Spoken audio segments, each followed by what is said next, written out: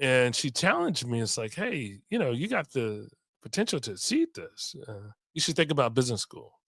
And similar to the Prop 48 situation, I was like, I'm good. Like, I don't want to have to go through that again. You got to take another standardized test, which at that time was a GMAT. Then she said, hey, you can go take. I wasn't supposed to any prep courses, right? So you can pay your money, and then you could figure out how to overcome those barriers. Did that. So I drove back and forth between Augusta and Atlanta on the weekends to prep for the GMAT, and then applied to business school after taking the GMAT. And again, same thing. Scores were horrible, but in my interviews, everything else was Killed. above standard, right? Yeah. Except for Yeah. that test taking. And so someone mentioned Clark Atlanta University. Prior to University of Michigan, I think they had graduated the most MBAs. And you think about that particular time, it was 1996, right after the Olympics. Right after And Atlanta was buzzing. It was buzzing with different energy.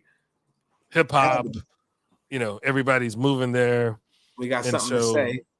it was crazy, right? So long and short of that, I ended up at Clark Atlanta.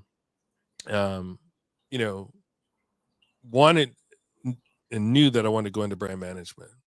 And so ended up, with 18 job offers for summer internship, that work ethic. And then, got recruited. Ann Fudge, if you guys don't know who Ann Fudge is, she's the original OG. You need to definitely look her up. She was the first African American president at Kraft General Foods.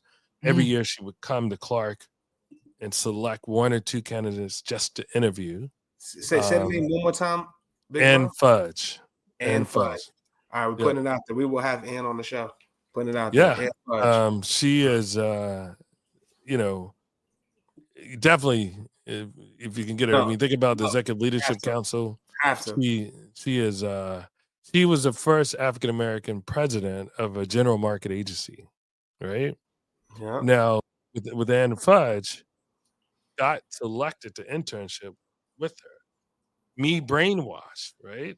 Thinking about the grandmother, godmother of brand marketing was P&G. Yeah. So my whole Procter & Gamble for the listeners. I'm going to Procter & Gamble. Why? But then Ann Fudge, she's like, what Kenneth Chenault is today, Ann Fudge still continues to be, right? They're peers. A little bit, but she's him and her when it comes to brand marketing and advertising. And so, passed on the opportunity, probably one of the biggest mistakes of my career, if there is such a thing. But ended up for a reason. Happened for a reason. I'm at Procter and Gamble, and if you think about my origins, as you are climbing, you have to be careful in terms of what you ask for. For me, Procter and Gamble,